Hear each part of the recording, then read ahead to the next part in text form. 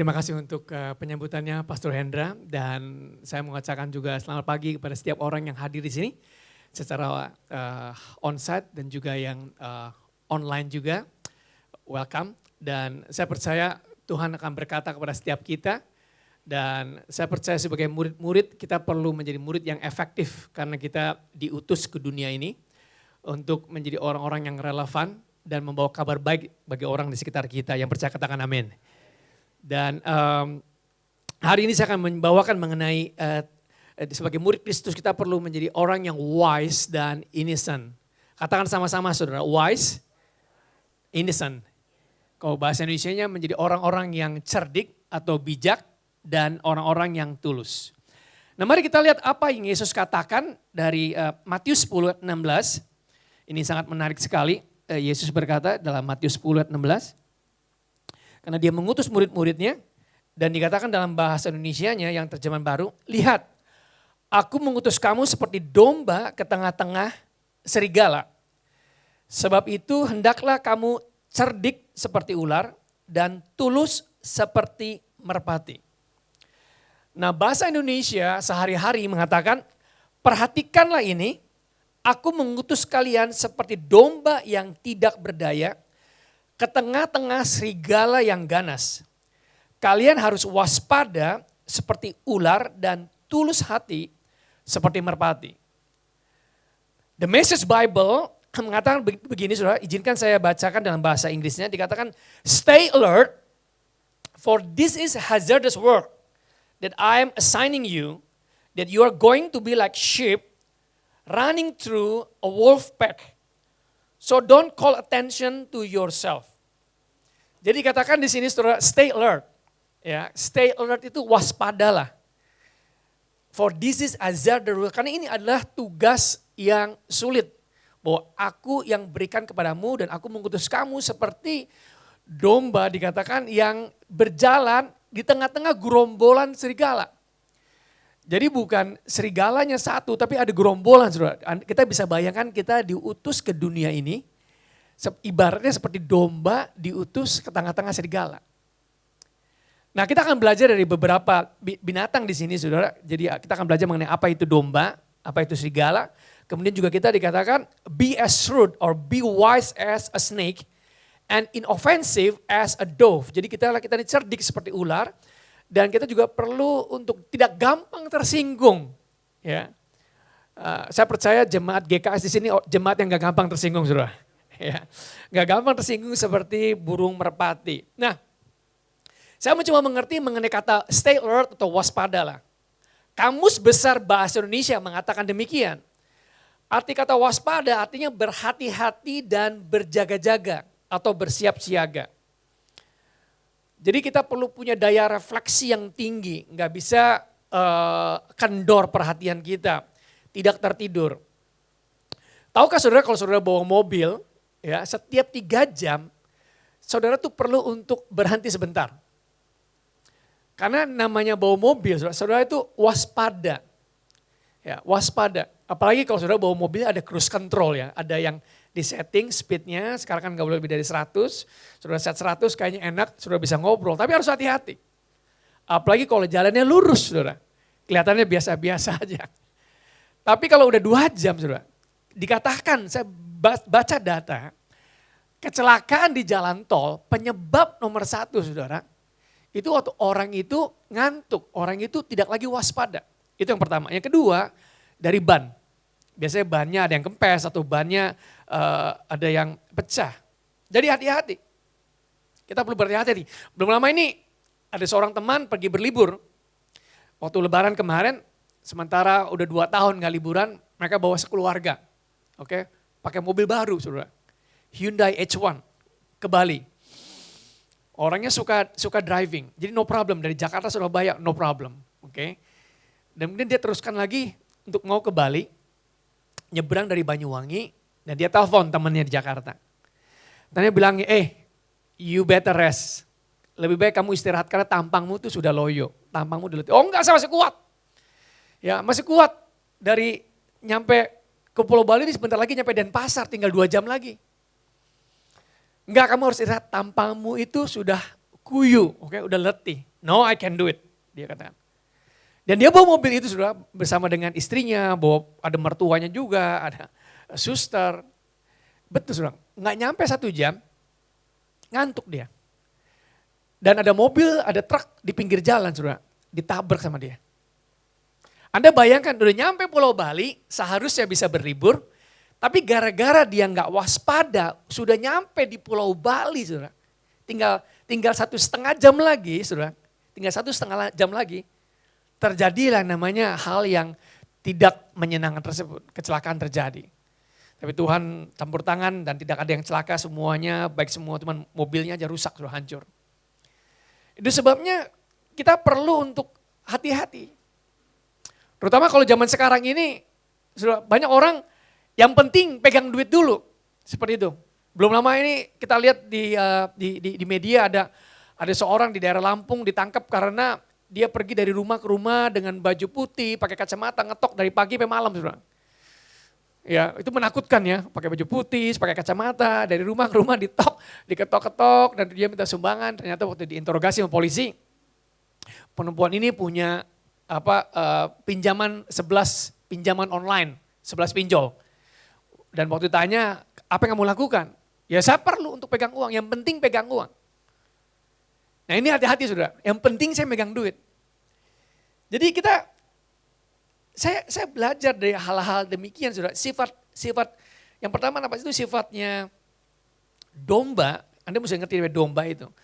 Domba itu binatang yang sangat bergantung kepada sang gembala.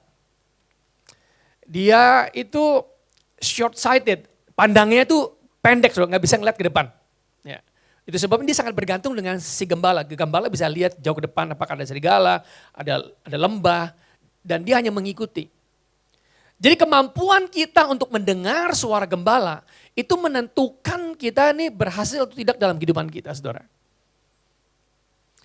Itu sebabnya dikatakan di dalam Mazmur 62 ayat 2, dikatakan hanya dekat Allah saja aku tenang.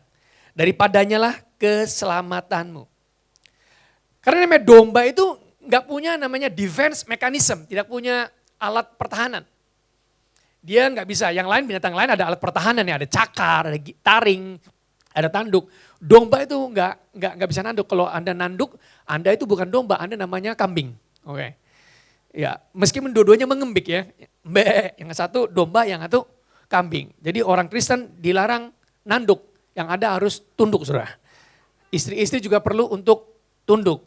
Ya, jangan nanduk. Para suami katakan amin saudara. Saya hanya dapat 5 support aja dari sini yang suami katakan amin. Hanya dekat Allah saja aku tenang. Nah, domba kalau dekat dengan gembalanya tenang. Nah, Anda bisa bayangkan domba diutus ke tengah-tengah serigala. Kalau dia nggak dekat dengan gembalanya, dia akan ketakutan. Nah, banyak orang nggak bisa maju kehidupan karena selama 2 tahun COVID itu menakutkan. Yang sini tutup, yang sana tutup, itu bangkrut, yang itu lagi PHK. Itu sebabnya kita perlu dekat dengan Tuhan kita.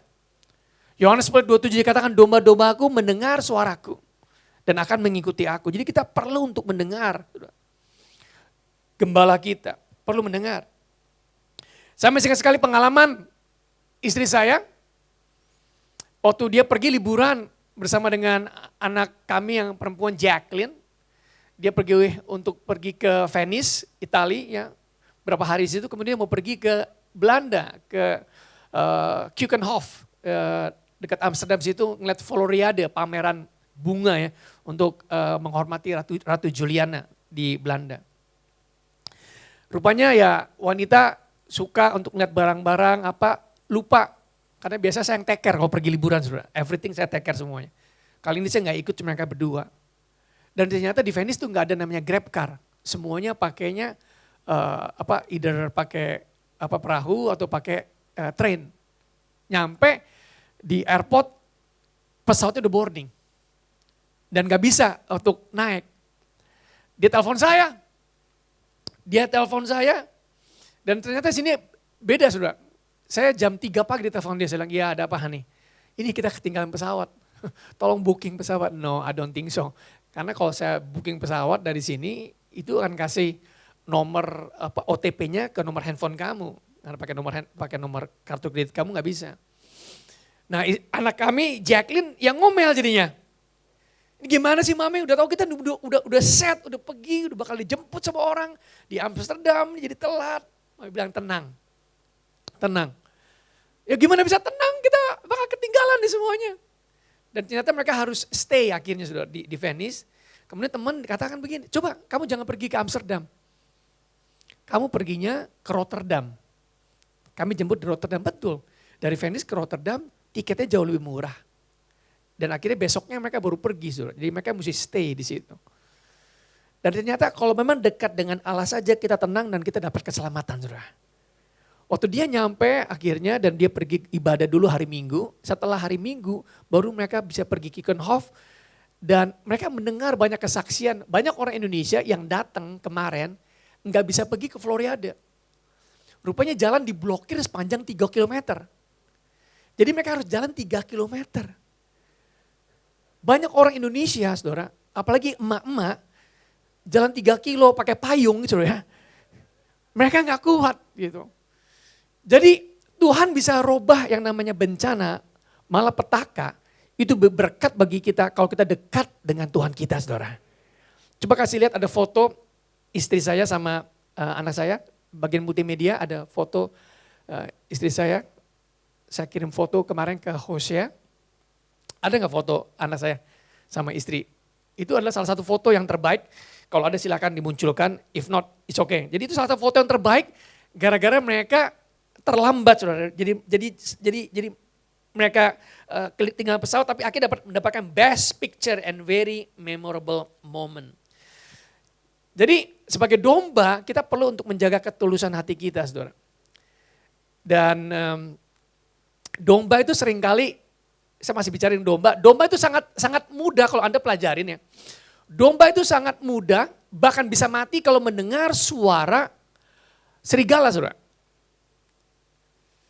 Saya ngeliat film dokumenter, ada 30 domba, itu mereka bagaimana bisa dimakan oleh 2 serigala. Caranya, saudara, karena serigala ini binatang yang ganas, dia memakai satu moto, saudara tahu namanya divide et impera. Tahu divide et impera ya? Dibuat diisolasi dulu. Jadi dia nggak makan semuanya tapi satu-satu dan akan dibuat bunyi dan menggonggong, maka domba itu akan lompat, saudara. Dia nggak tahu lompatnya kemana, yang penting lompat aja. Nah kadang-kadang ada orang begitu, saudara. Pastor, yang penting saya lompat aja, yang penting saya megang duit. Itu, saudara, hati-hati. Uangin dari online, pinjol, dipegang aja karena udah panik. Hati-hati, saudara. Be careful, we have to be wise. Kita harus cerdik di dalam kita navigate, di dalam kita nih mengarungi kehidupan seperti ini. Jadi sheep itu, domba ini becoming nervous dan difficult to handle. Bahkan domba ini bisa mati, stres hanya gara-gara mendengar suara serigala, saudara.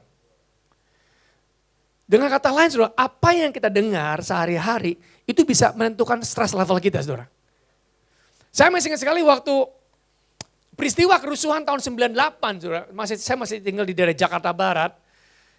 Itu di mana-mana itu ada musibah dan istri saya tuh tidur sambil dengerin radio sonora, saudara. Mengenai kerusuhan di sini, kerusuhan di sana. Kerusuhan di sini, kerusuhan di sana, bakar di sini, bakar di sini. Dan saya keluarkan namanya samurai. Gini-gini bisa pegang samurai, saudara. Samurai beneran, bukan lidi, saudara. Samurai beneran. Ya, dan saya kumpulkan, kebetulan saya ketua RT pada saat itu. Dan kita buat rembukan, saudara, berjanji bagaimana, karena udah panik dengar dan melihat berita, saudara. Ya. Kita panik semuanya, saudara. Kita berjanji bagaimana saling melindungi satu sama lain. Nah ini foto istri saya sama anak saya di Keukenhof. Ini foto yang terbaik. Aslinya lebih cantik lagi, saudara. Udah percaya aja lah pokoknya. Oke. Anak saya juga cantik, saudara. Tapi ini momen-momen yang luar biasa sekali. Anyway, saya bicara mengenai soal stress level itu, saudara. Dan waktu saya mesti menjaga orang satu RT itu ada 200 orang di situ. Saya melihat anak saya, Jacqueline datang pada saya, Dad, I love you. Tuhan langsung ngomong ke saya. Kamu sih dengarkan saya bahwa saya menjaga kamu. Lalu saya bilang sama istri saya, Hani matiin tuh radio, matiin. Enggak usah mendengarkan mengenai kerusuhan sini situ karena kamu mendengar hal itu aja, itu it doesn't it doesn't bring you, itu nggak membuat bangun kamu iman. Dan saudara, domba itu akan gampang jadi mangsa waktu dia itu terisolasi. Nah saya mau katakan orang Kristen yang sendirian, saudara, yang nggak mau ikut komsel. Ini komsel ya? Apa sih ini? Home. Oh jadi saya mendorong untuk kita ikut home atau tempat kita namanya connect group, kita connect team. Karena kalau kita jadi sendirian itu nggak berarti kita lebih baik. Saudara. Amsal 18 ayat 1 mengatakan demikian. Orang yang menyendiri mencari keinginannya, amarahnya meledak terhadap setiap pertimbangan. International Standard Version mengatakan, he resists all the sound advice. American Standard Version mengatakan, he rages against all sound wisdom. Dikatakan demikian, dengan kata lain sudah, dia akan menolak semua nasihat-nasihat, dia maunya sendiri saja. Nah hati-hati saudara, waktu orang sendiri dia akan gampang meledak, gampang marah. Dia mengatakan nih gereja ini gak peduli sama saya, hanya peduli dengan uangnya saya aja. Sekarang saya lagi susah. Maka dia akan marah seperti itu saudara. Dan dia akan dimakan. Hati-hati, karena itu ada tipuan iblis. Jadi kita harus mengerti saudara, kita harus cerdik dan menjaga ketulusan kita. We have to be smart and also maintain our innocence. Kita gak bisa salah satu saudara. Cerdik saja tanpa tulus, itu akan punya tendensi Anda akan memanipulasi orang lain. If you're only smart but without being innocent. Nah kalau Anda tulus saja tanpa Anda ini cerdik, Anda ini mudah diperdayakan atau mudah dizolimi atau mudah gullible bahasa Inggrisnya, mudah dibodohi saudara. Gampang percaya. Seperti itu. Ada banyak orang Kristen yang gampang percaya. Habis orang gereja sih Pak. Berapa kali saya counseling orang gitu sudah. Ya, habis di gereja sih. Waktu jadi perusahaannya mereka forming gak bilang-bilang saya. Tapi kalau ribut baru ngomong sama saya. Wah kalau udah it's too late. Seperti itu. Jadi kita mesti belajar akan hal demikian. Dan terutama dari ular. Ada banyak yang pastor saya gak mau belajar mengenai ular. Ya, menjijikan. Tapi Yesus berkata hendaklah kamu menjadi seperti ular. Menjadi seperti ya, bukan menjadi ular saudara, oke? Yesus nggak berkata hendaklah kamu menjadi ular, oke? Enggak saudara, menjadi seperti ular. Oke, ada dua sifat positif, oke? Leave alone mengenai soal domba, sudah kelar. Lihat saudara, ada dua hal positif mengenai ular. Yang pertama saudara, ular itu dia tuh ahli memanjat. Dia sangat play low profile. Ular tuh nggak pernah nunjukkan high profile, seperti singa itu high profile saudara. Dia ngaum, dia menunjukkan dirinya siapa. Ular nggak begitu, very subtle. Apa very subtle tuh? Sangat hening saudara. Cuma ada peribahasa apa saudara? Ada peribahasa apa? Hening-hening, diam-diam menghanyutkan saudara. Hati-hati saudara. Hati-hati seperti itu ya. Dikatakan, Amsal 21 ayat 22 dikatakan begini saudara. Orang bijak dapat memanjat kota pahlawan-pahlawan. Dan merobohkan benteng-benteng yang mereka percayai. Jadi bisa memanjat, bisa go over. Itu persis seperti namanya ular itu bisa memanjat apa aja bisa dipanjat saudara. Saya juga percaya kalau kita dipenuhi oleh Roh Kudus pada hari Pentakosta, kita menjadi orang-orang yang bijak. Katakan amin saudara. Dipenuhi Roh Kudus bukan saja kita bisa berbahasa roh, bukan saja kita punya pure language, bahasa yang gak ada memakinya saudara. Itu bahasa lidah, bahasa roh itu bahasa satu-satunya saudara, yang tidak ada makian saudara. Semua bahasa di dunia itu ada maki, tapi kalau kita bicara sama Tuhan, saudara, nggak ada kata-kata yang kasar, semuanya kata-kata yang lembut. Saudara. Itu sebabnya kita perlu untuk setiap hari untuk latih ini, saudara. Dipenuhi Roh Tuhan, supaya kita bisa menjadi orang yang bijak dan diingatkan firman Tuhan dalam kita menghadapi situasi. Saudara lihat kemarin tim Indonesia kalah di final di Piala Thomas, saudara. Karena mereka menghadapi katanya ada yang datang, Pastor, tim Indonesia kalah terhadap tim India di Piala Thomas karena mereka nggak pernah bertemu sama orang India yang main badminton. Anda lihat kalau orang India main badminton, ini joke aja ya. Mereka bilang begini. Tim kita bingung nih ke kiri apa ke kanan, kiri kanan. Kalah akhirnya saudara. Anyway, please forgive me, it's only a joke, oke? Seperti itu. Itu yang pertama mengenai ular, jadi dia bisa go over anything. Orang yang bijak, dikatakan Amsal, dia bisa menarik ke dalam hati orang. Bapak Ibu, kalau kita menjadi konselor yang baik, kita bisa bertanya dengan pertanyaan-pertanyaan aja. Orang itu bisa mengetahui dirinya siapa, saudara. Tanpa kita kasih tahu. Karena kadang-kadang orang sulit berubah, saudara. Kecuali bahwa dia mendapatkan dirinya, terutama pria, saudara. Jadi perlu perubahan itu didiscover sama diri-diri mereka. Dengan pertanyaan-pertanyaan itu. Yang kedua, ular itu terus-menerus dia itu bertumbuh dan mengganti kulitnya. Dulu saya pikir ular itu seumur hidup mungkin ganti kulit berapa kali. Ternyata ular itu sudah setahun itu bisa ganti kulit sampai 5 kali. Jadi setiap kali dia makan mangsa, setiap dia makan sesuatu itu menjadi besar, kulitnya nggak bisa lagi hold. Kulitnya nggak bisa lagi nahan dan dia harus ganti kulit. Saya baru tahu. Saudara. Itu sebabnya kita perlu terus-menerus untuk bertumbuh.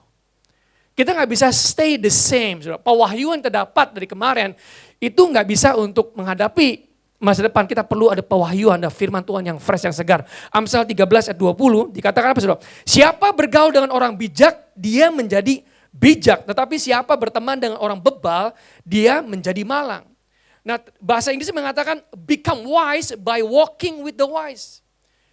Jadi dengan kata lain saudara, menjadi, becoming, terus itu adalah satu panggilan dalam kehidupan kita diubahkan menjadi seperti Kristus, menjadi bijak dari hari ke hari. Katakan amin saudara. Enggak bisa kita cuma hanya, yang penting saya sama Tuhan benar aja.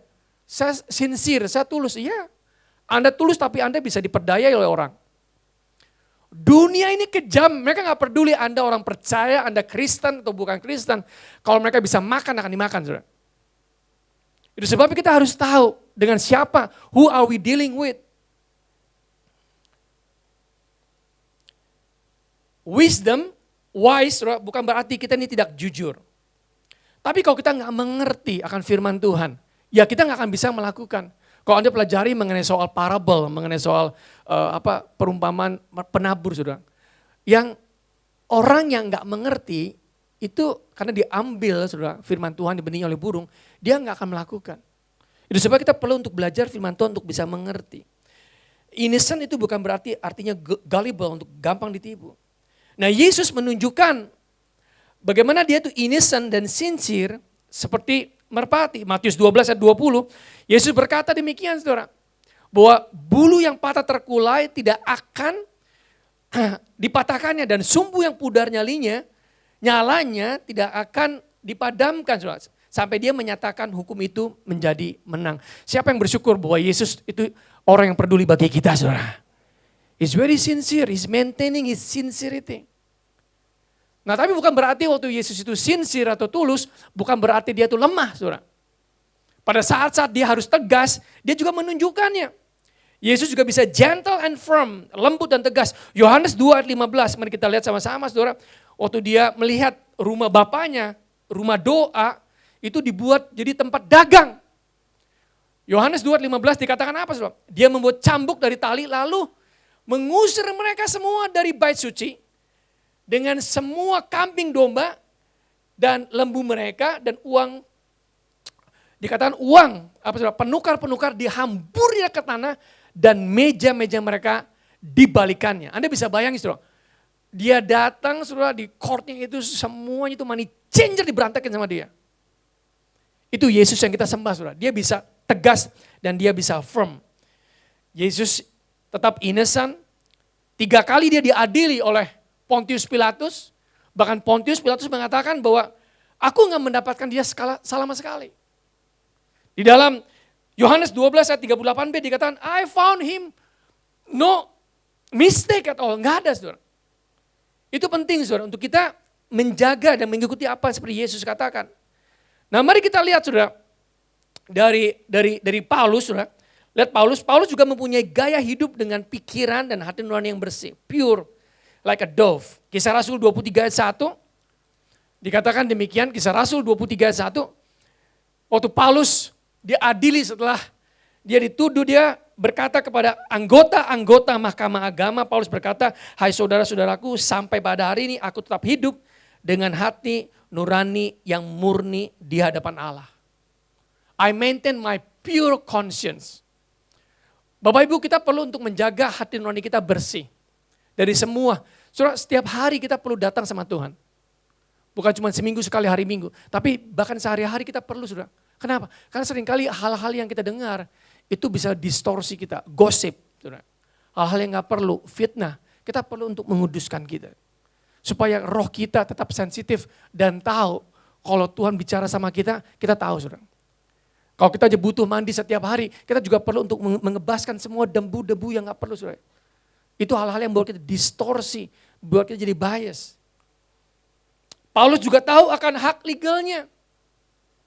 Jangan berarti Anda ini sebagai orang percaya, Anda mau diinjak-injak sama orang saudara. Bukan saudara. Kita harus tahu di mana haknya kita. Kita mesti tahu. Waktu Paulus dia di Filipi, dia dipukulin. Kisah Rasul 16 ayat 37. Kalau Anda baca.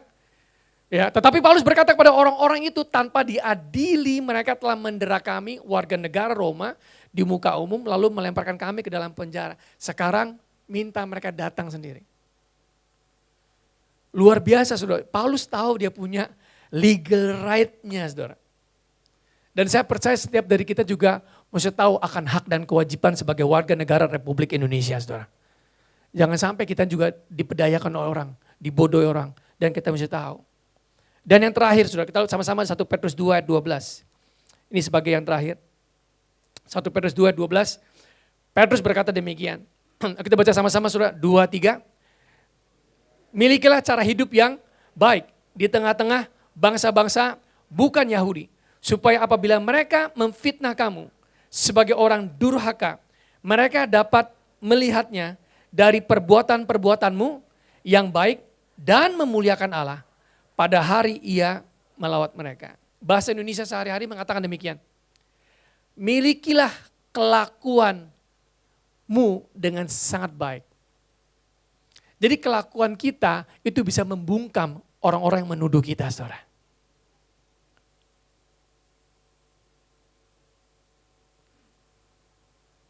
Selama masa COVID, orang-orang di CBD Pluit yang tinggal di apartemen CBD Pluit saudara, nggak ada hal yang lain kecuali mereka hanya ngobrol, makan kopi, saudara semuanya. Sekarang udah baik ya, udah bisa keluar.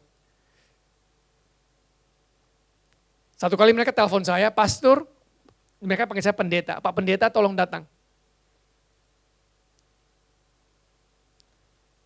Kami udah 2 tahun ngumpul seperti ini dan kami minta Pak pendeta doain kami. Yang minta bukan orang Kristen saudara. Yang telepon saya. Dan saya datang akhirnya ke situ dan kami makan sama-sama. Kemudian mereka minta doakan. Amazing. Lalu saya nanya kepada mereka, kenapa minta didoakan oleh saya? Dia bilang begini saudara. Tindakan Pak Pendeta menjaga anak Bapak. Kami punya 2 anak. Satu Jacqueline, kedua Joel. Ada foto gak Joel? Kasih lihat. Anak kami yang kedua, Joel, otis. ADHD. Setiap hari saya mesti melatih dia berenang di apartemen CBD Pluit. Tiap hari. Tiap hari dia juga terapi speech. Satu kali terapisnya mengatakan demikian, Pak, yang menyembuhkan anak Bapak itu bukan saya terapis. Tapi Bapak perlu spend waktu dengan anak Bapak. Akhirnya saya mau untuk luangan waktu, saya suka olahraga orangnya, dan saya ajak dia. Waktu dia jalan sama-sama saya, dia memegang tangan saya. Nah saya sebagai seorang pria, dipegang sama pria, saya risih saudara.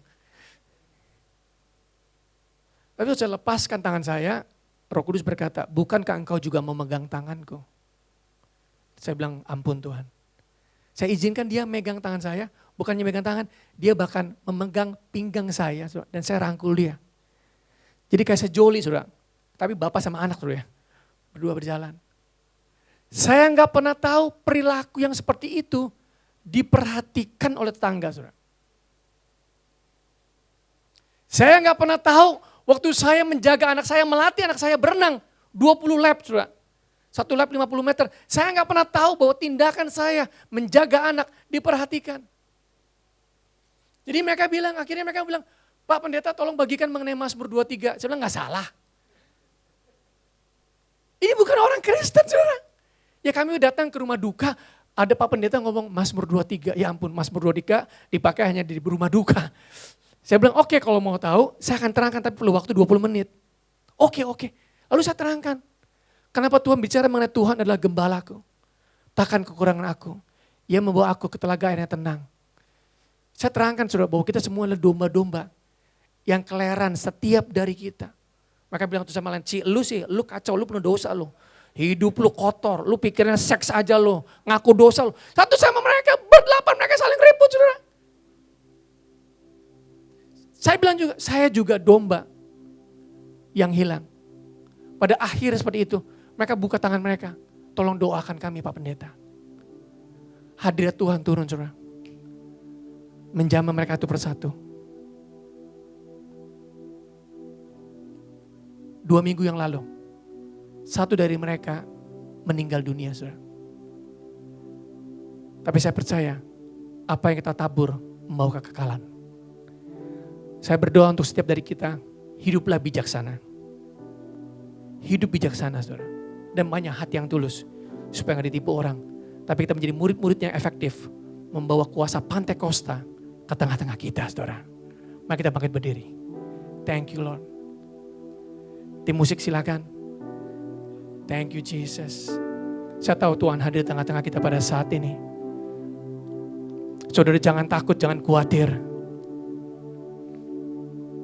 Kalau saudara mendengar suara Dia pada hari ini, jangan keraskan hatimu pada saat ini.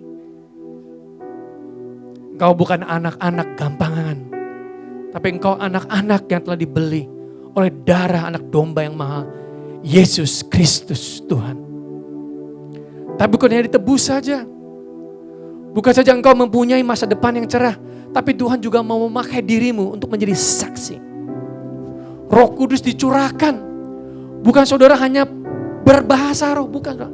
Tapi lebih dari itu, saudara menjadi murid, menjadi saksi yang efektif.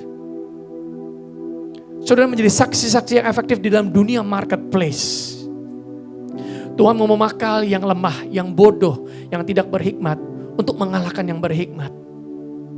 Berapa banyak dari saudara pada saat ini mau mengatakan, Pastor saya memilih untuk mau hidup bijaksana. Saya mau memilih untuk menjaga hati nurani saya. Kalau gitu saudara, saya mau doakan saudara. Angkat tangan saudara. Thank you Jesus. Thank you Jesus. Thank you so many. Begitu banyak. Angkat tangan saudara tinggi-tinggi. Angkat tangan saudara tinggi-tinggi. Mulai berdoa sama Tuhan pada saat ini. Mulai berdoa sama Tuhan pada saat ini. Saudara bertobat kalau ada hal-hal yang membuat diri saudara jadi enggak peka dengar suara Roh Kudus. Saudara mesti, kalau saudara bergaul dengan orang-orang yang enggak bijak, saudara, lepaskan mereka orang-orang yang toksin itu, saudara. Orang-orang yang mencoba untuk menghambat saudara, yang menarik saudara dengan perkataan-perkataan, lepaskan itu, saudara. Thank you Jesus. Thank you Lord. Thank you Lord. Thank you Lord. Thank you Jesus. Mari kita sebentar kita berbahasa roh. Kira basande be kira layanda ba. Mari kita berdoa saudara. Come on church, just pray right now. Let's fill this place. Kita penuh pada saat ini dengan atmosfer surgawi pada saat ini. Come on, let's pray for 2 minutes. Kita berdoa untuk 2 menit. Thank you Lord. Thank you Jesus. Kira balasanda ba.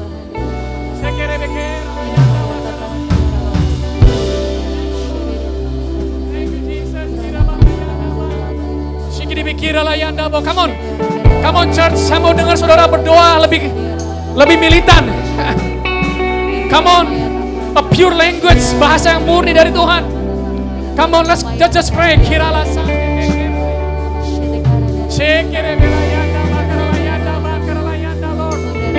Come on, let's reach out to heaven. Mari kita menjangkau surga, biar surga. Kingdom of God right now, right here, pada saat ini. Thank you Lord. Thank you Lord. Thank you Jesus. Thank you Lord.